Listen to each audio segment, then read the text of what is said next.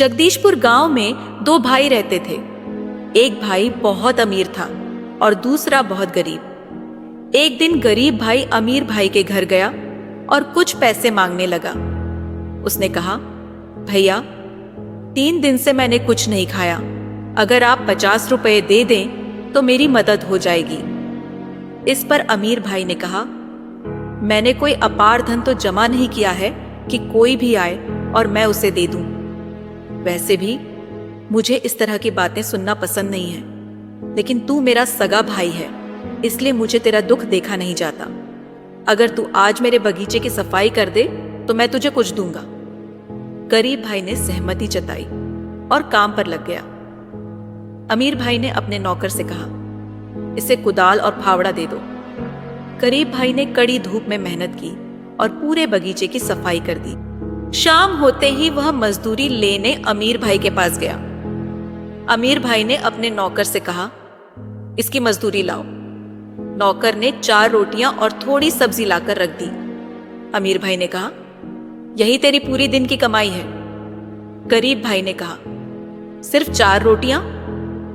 इस पर अमीर भाई बोला, आटा खरीदने का खर्चा बचा, लकड़ी जलाने की मेहनत नहीं करनी पड़ी, और क्या चाहिए। गरीब भाई निराश होकर घर लौटा। उसकी पत्नी ने पूछा, क्यों जी, पूरे दिन मेहनत की और बस 4 रोटियां मिली। गरीब भाई ने जवाब दिया, भैया ने जितना समझा उतना ही दिया, चलो इसे खाकर पानी पी लेते हैं, पेट भर जाएगा। पत्नी ने पूछा, और कल क्या होगा। गरीब भाई ने कहा, कल भैया का जन्मदिन है, उन्होंने हमें खाने पर बुलाया है, अच्छा खाना मिलेगा। अगले दिन गरीब भाई और उसकी पत्नी अमीर भाई के जन्मदिन पर पहुंचे। गरीब भाई अपने साथ मां के साथ बचपन की एक तस्वीर तोहफे के रूप में लेकर गया। उसने अमीर भाई को तस्वीर दी और कहा, भैया यह तोहफा आपके लिए है। अमीर भाई ने कहा, ओह तू इतनी देर से आया है, अब जाकर पार्टी में मदद कर। नौकर ने गरीब भाई को झूठे बर्तन उठाने का काम दिया और उसकी पत्नी को बर्तन साफ करने का। दोनों ने पूरी पार्टी में बर्तन साफ किए। अमीर भाई के जन्मदिन पर खाना खत्म हो गया था तो उसने गरीब भाई से कहा, तुम तो घर के ही सदस्य हो, जो बचा है उसे खा लो, इसमें कौन सी शर्म है, पेट भर खा लो। गरीब भाई ने बिना कुछ कहे कहा, हाँ, और जो भी बचा था उसे खाकर दोनों पति पत्नी घर की ओर चल पड़े। रास्ते में गरीब भाई कहने लगा, चलो अब एक गाना ही गा लेते हैं। इस पर उसकी पत्नी ने कहा, खाली पेट में गाना? गरीब भाई बोला, आज भैया का जन्मदिन है, अगर मैं गाना नहीं गाऊंगा तो कौन गाएगा। पत्नी ने जवाब दिया, मुझे खाली पेट गाने का मन नहीं है, आपके भैया का जन्मदिन है, आप ही गाओ। गरीब भाई गाने लगा, भैया तेरा जन्मदिन आए हर साल। जैसे ही उसने गाना शुरू किया, उसके पीछे पीछे कोई और भी गाने लगा, भैया तेरा जन्मदिन आए हर साल। गरीब भाई ने अपनी पत्नी से पूछा, अरे ये तुमने गाया क्या? पत्नी ने जवाब दिया, नहीं मैंने तो नहीं गाया। गरीब भाई बोला, तो फिर मेरे साथ किसने गाया? पत्नी थोड़ा आगे चली गई और गरीब भाई वहीं रुक गया। तभी उसके सामने एक कमजोर व्यक्ति प्रकट हुआ, जिसने फटे पुराने कपड़े पहन रखे थे और उसकी हालत बहुत खराब थी। गरीब भाई ने उससे पूछा, क्या तुमने गाना गाया? उस व्यक्ति ने जवाब दिया, हाँ मैंने गाया। गरीब भाई ने पूछा, लेकिन क्यों, और तुम हमारे साथ क्यों चल रहे हो? उस कमजोर व्यक्ति ने कहा, मैं तुम्हारे साथ क्यों चलूंगा, मैं तो तुम्हारे भीतर ही हूं। गरीब भाई ने चौंकते हुए कहा, क्या मतलब, तुम कौन हो? कमजोर व्यक्ति ने जवाब दिया, मैं अभाव हूं, तुम्हारी भूख, कमी और दुख। जैसे मैं तुम्हारे साथ अब भी हूं, वैसे ही हमेशा तुम्हारे साथ रहूंगा। गरीब भाई ने कहा, मुझे छोड़कर किसी और के पास क्यों नहीं चले जाते? उस व्यक्ति ने कहा, मैं इतनी आसानी से किसी को छोड़कर नहीं जाता। जिस दिन तुम्हारी गरीबी और भूख खत्म हो जाएगी, उस दिन मैं तुम्हें छोड़ दूंगा। गरीब भाई ने उदासी से कहा, मैं तो बहुत गरीब हूं। उस व्यक्ति ने कहा, इसलिए तो मैं तुम्हारे साथ हूं। दोनों घर लौट आए। घर पहुंचकर पत्नी ने कहा, कल पूरे दिन हमने कुछ भी नहीं खाया। अब और कितनी बार पानी पीकर रहूं? गरीब भाई ने कहा, हाँ, मेरे भी पेट में दर्द हो रहा है। पत्नी ने कहा, जाकर कुछ करो। गरीब भाई ने बताया, मैं बुआ के पास गया था, लेकिन उन्होंने कहा कि वो हर रोज हमारे लिए खाने का इंतजाम नहीं कर सकती। गरीब भाई सोचने लगा कि अब क्या करे। तभी उसके भीतर का अभाव बोला, घर में जो पीतल का गिलास है उसे गिरवी रखकर कुछ पैसे ला सकते हो। गरीब भाई ने अपनी पत्नी से कहा, सुनो, घर में पीतल का एक गिलास है, उसे दे दो, गिरवी रखकर कुछ पैसे मिल जाएंगे। पत्नी ने दुखी होकर कहा, हाय हाय, एक एक करके सब चला गया, अब बस यही गिलास बचा है। तभी अंदर से अभाव ने कहा, आज भूख की आग बहुत तेज है। गरीब भाई ने कहा, मैं इस आग को अब और बर्दाश्त नहीं कर सकता। फिर वह गिलास लेकर बाजार गया और उसे गिरवी रख दिया। उसे 300 रुपये मिले। वह खुश होकर बोला, यह पैसे 2-3 दिन तो चल ही जाएंगे। अभाव ने फिर सुझाव दिया, क्यों, सूखी रोटी ही खाओगे? आलू, मटर और पनीर ले लो, रोटी के साथ मजा आएगा। गरीब भाई ने सोचा, सही तो कह रहे हो, वैसे भी मैंने काफी दिनों से पनीर नहीं खाया। तभी उसे सामने पनीर की दुकान दिखी। अभाव ने कहा, देखो, पनीर की दुकान है, जाओ पनीर ले लो। गरीब भाई दुकान पर पहुंचा और पनीर का भाव पूछा। दुकानदार ने कहा, 70 रुपये पाव। गरीब भाई ने पहले सोचा, नहीं लूंगा, लेकिन फिर अभाव ने उसे उकसाया, अरे क्या कर रहे हो, एक ही दिन तो खाओगे, ले लो। गरीब भाई ने मन बना लिया और 1 पाव पनीर खरीद लिया। तो फिर अभाव अंदर से कहता है, थोड़ा आलू, प्याज, मटर और सरसों के तेल में बनी हल्की सब्जी कैसे तैयार होगी? और अगर आखिर में एक एक रसगुल्ला मिल जाए तो कैसा रहेगा? गरीब भाई कहता है, अरे बाप रे।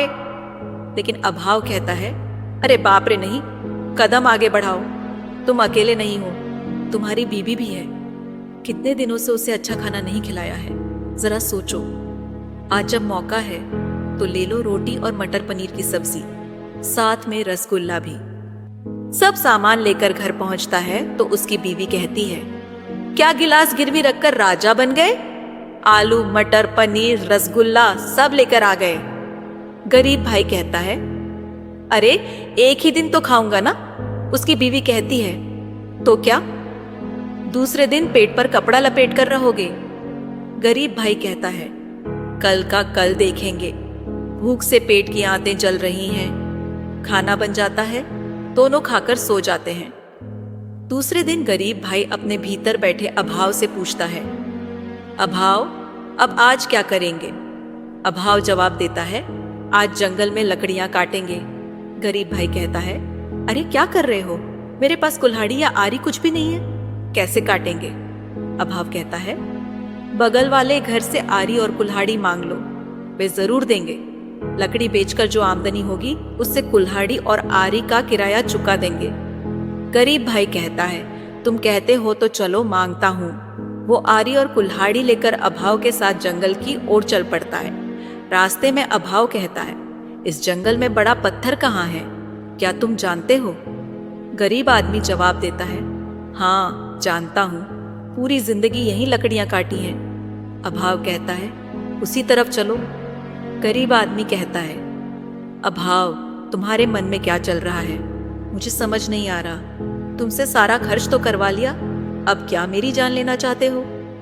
अभाव कहता है, अभाव के कारण तो तुम पहले ही मर रहे हो, और कितनी बार मरोगे, चलो चलो। जब वो बड़े पत्थर के पास पहुंचते हैं तो अभाव कहता है, इस पत्थर को हटाओ।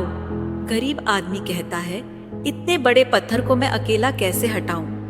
अभाव कहता है, सोचो, तुम्हारे घर की छत में एक छेद है, बारिश में पानी टपक रहा है, तुम्हारी पत्नी के पास बस एक ही साड़ी है, वो भी फटी हुई, तुम्हें बहुत तेज भूख लगी हुई है। इस तरह से अभाव गरीब आदमी के अंदर हिम्मत भरता है और गरीब आदमी जोर लगाकर पत्थर हटा देता है। अभाव कहता है, देखो तुमने कर दिखाया। गरीब आदमी हैरान होकर कहता है, कैसे किया मैंने? अभाव कहता है, तुमने नहीं, तुम्हारे अभाव ने तुम्हारे द्वारा यह पत्थर हटवाया है। जब पत्थर हटता है तो वहां एक सुरंग दिखती है। अभाव कहता है, देखो अंदर 2 घड़े हैं, उन्हें उठाओ। गरीब आदमी सुरंग के अंदर जाता है और 2 घड़े देखता है। घड़ों का ढक्कन हटाता है तो देखता है कि वे सोने की मुद्राओं से भरे हुए हैं। बाहर से अभाव कहता है, ले लो, चलो मजे से जीवन बिताते हैं। गरीब आदमी उन घड़ों को उठाकर बाहर आता है। फिर उसके दिमाग में एक ख्याल आता है। वह अभाव से कहता है, अभाव, और कुछ है क्या? जरा अंदर जाकर देखो। अभाव कहता है, ठीक है, देखता हूं। जैसे ही अभाव सुरंग के अंदर जाने के लिए झुकता है, गरीब आदमी उसे पीछे से धक्का दे देता है और वह अंदर गिर जाता है। फिर गरीब आदमी पत्थर को धक्का देकर सुरंग को बंद कर देता है। अभाव अंदर से कहता है, ये क्या कर रहे हो? गरीब आदमी कहता है, तुम यहीं इस सुरंग में दबे रहो। अगर तुम साथ रहोगे तो यह सारी मुद्राएं 2 दिन में ही खत्म हो जाएंगी, और ऐसा मैं बिल्कुल नहीं होने दूंगा। कुछ दिनों बाद वह अपने अमीर भाई के पास जाता है और कहता है, भैया, कल मेरा जन्मदिन है, आप जरूर आइएगा। अमीर भाई कहता है, अरे बाप रे, तू मुझे अपने जन्मदिन पर निमंत्रण दे रहा है? गरीब भाई कहता है, हाँ, आखिर मेरे खास मेहमान आप ही तो हैं। गांव के सभी लोग आएंगे, आप भी जरूर आना। अब मुझे बहुत सारी खरीदारी करनी है, चलता हूँ। अमीर भाई सोचता है, एक दिन जो मेरे यहाँ काम करता था बस एक रोटी के लिए, आज इतनी खरीदारी कर रहा है। यह मामला देखना पड़ेगा। अगले दिन जब अमीर भाई जन्मदिन की पार्टी में पहुंचता है तो देखता है कि गरीब भाई सबको बड़ी पार्टी दे रहा है। मिठाई, पूरी, सब कुछ परोसा जा रहा है। अमीर भाई हैरान होकर सोचता है, अरे बाप रे, ये तो बहुत कमाल की बात है। घर को भी 2 दिनों में चमका दिया। ऐसा लगता है ये मुझसे भी बड़ा आदमी बन गया है, लेकिन कैसे? पता लगाना पड़ेगा। तभी गरीब भाई मिल जाता है और कहता है, अरे भैया, आप आ गए? आइए, पहले मुंह मीठा कीजिए, फिर सबसे मिलवाता हूं। वह अमीर भाई को एक सुंदर कमरे में ले जाता है जिसमें नया सोफा रखा था। अमीर भाई पूछता है, तुझे इतने पैसे कहां से मिले? गरीब भाई हंसकर कहता है, भैया, ये तो बहुत लंबी कहानी है। अमीर भाई कहता है, हम दोनों सगे भाई हैं, मुझे नहीं बताएगा तो किसे बताएगा? तो वह कहता है, हाँ वह तो है ही, तो सुनो। फिर वह गरीब भाई अपने अमीर भाई को सारी कहानी सुनाता है कि अभाव ने कैसे मुझे उस बड़े पत्थर के पास ले गया और मैं वहां से 2 घड़े सोने की मोहरें लेकर आया और अभाव को उसी सुरंग में बंद करके आ गया। इतना सुनते ही उसका अमीर भाई वहां से उठकर चला गया उस बड़े पत्थर के पास, और वो चिल्लाता ही रहा, अरे बड़े भैया, कहाँ जा रहे हो? मिठाई तो खाते जाओ। फिर अमीर भाई रास्ते में गुस्से से कहते जा रहा था, तू बड़ा आदमी बनेगा, मैं तुझे अमीर बनने दूंगा तब ना। मैं तुझे फिर से गरीब बनाकर छोड़ूंगा। मैं अभाव को फिर से तेरे पीछे लगा दूंगा। और उस बड़े पत्थर के पास जाकर वह पत्थर को हटाने लगता है और खूब ताकत लगाकर कहता है, नहीं, मुझे करना ही होगा, मुझे ये करना ही होगा। वह उस पत्थर को हटा देता है और अंदर से अभाव को बाहर निकाल लेता है। अभाव बाहर निकलते ही कहता है, बाप रे, तुमने मुझे बचा लिया, यहां तो मेरा दम ही निकल रहा था। मैं हमेशा तुम्हारा आभारी रहूंगा। फिर अमीर भाई कहता है, जाओ जाओ, फिर से मेरे भाई के पास लौट जाओ। तो अभाव कहता है, ठीक है, जाता हूं। फिर वह अमीर आदमी अपने घर पहुंचकर कहता है, इतनी देर में तो अभाव फिर से उसके घर पहुंच गया होगा, अभाव का खेल भी शुरू हो गया होगा। इतना कहते ही पीछे मुड़कर देखता है तो अभाव उसके घर के पलंग पर ही लेटा रहता है। तो अमीर आदमी कहता है, क्या हुआ, भाई के घर का रास्ता भूल गया क्या? चलो चलो, तुम्हें दिखाकर आता हूं। तो अभाव कहता है, तुम्हारा भाई तो बहुत मूर्ख इंसान है, उसने मुझे सुरंग में बंद करके छोड़ दिया था। इसके बाद अब मेरा उसके साथ कोई संबंध नहीं है। तुम अच्छे इंसान हो, दोस्ती करने के लायक हो, तुमने मुझे मुक्त भी किया है, इसलिए मैंने तय किया है कि बाकी की जिंदगी अब तुम्हारे साथ ही रहूंगा। इतना कहते ही उसके घर के अंदर रखे अनाज के गोदाम में आग लग जाती है और सभी मजदूर भागने लगते हैं और उसकी बर्बादी का समय शुरू हो जाता है। मेरे प्यारे दोस्तों, कहानी अच्छी लगी हो तो लाइक कीजिए और अपने दोस्तों में भी शेयर कीजिए, और चैनल पर नए हो तो चैनल को सब्सक्राइब कीजिए। धन्यवाद।